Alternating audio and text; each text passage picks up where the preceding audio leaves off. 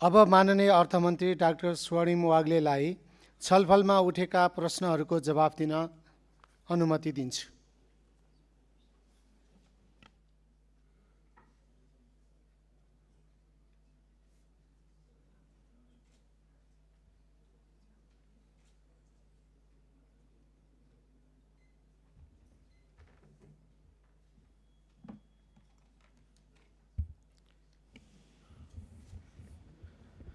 सम्मान्य सभामुख महोदय, वैकल्पिक विकास वित्त परिचालनका सम्बन्धमा व्यवस्था गर्नुपर्नेको विधेयकमा भर्खरै सम्पन्न भएको सैद्धान्तिक छलफलमा उठेका विभिन्न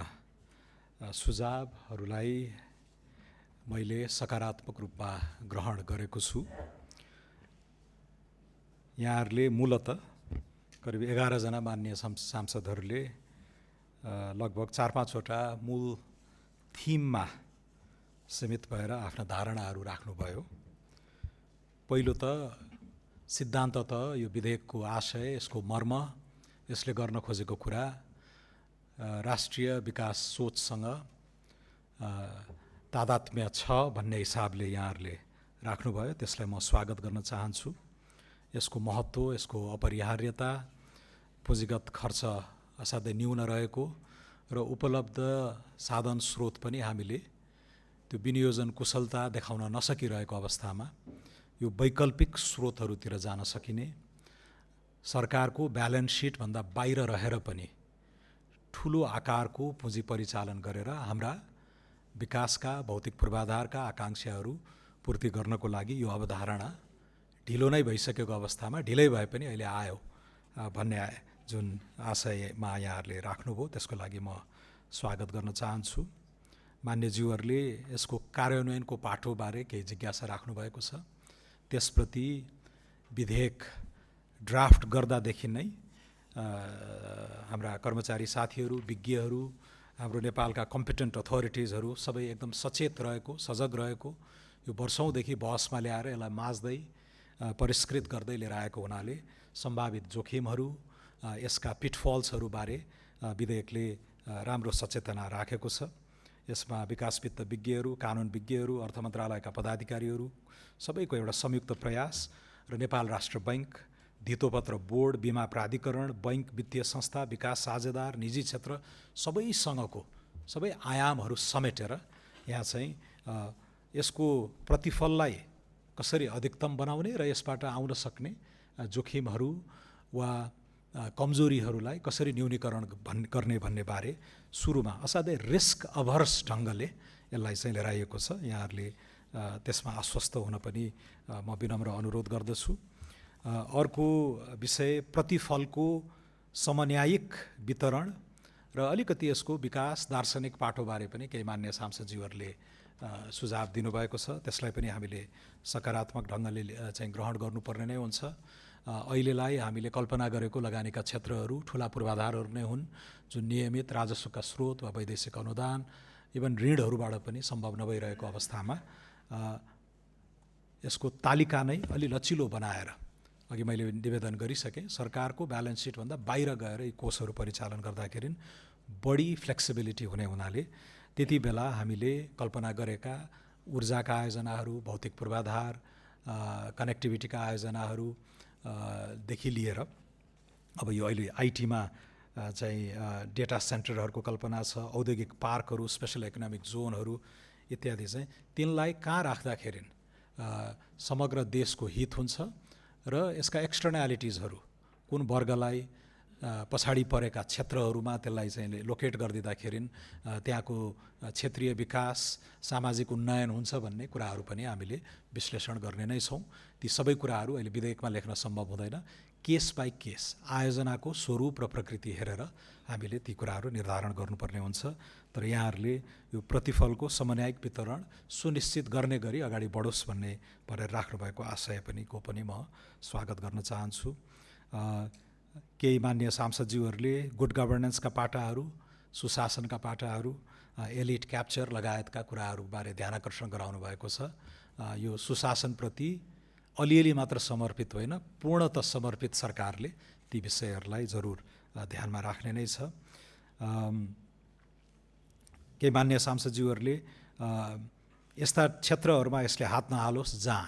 स्वाभाविक रूपमा चाहिँ निजी क्षेत्र आउने गर्दछ र यो सरकारी विशुद्ध अहिलेको लागि नेपाल सरकारकै विशुद्ध सेल्फ रेगुलेटेड कोष भएको हुनाले यसले चाहिँ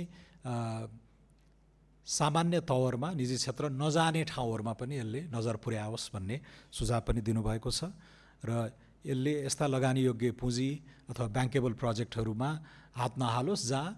अन्य लगानीकर्ताहरू पनि सहजै आउन सकुन्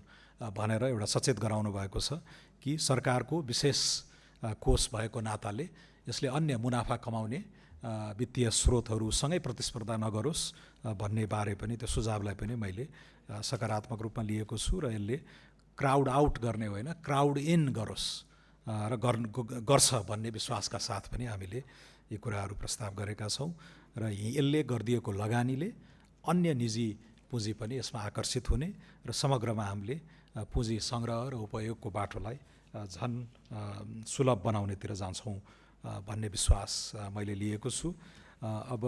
सबै मान्यज्यूहरूलाई मैले अहिले छोटो समयमा संश्लेषण गर्दा यिनै बुदाहरूमा चाहिँ यहाँहरूको राय आएको मैले मानेको छु। यहाँहरूले अरू कुनै विशेष चासो जिज्ञासा भएमा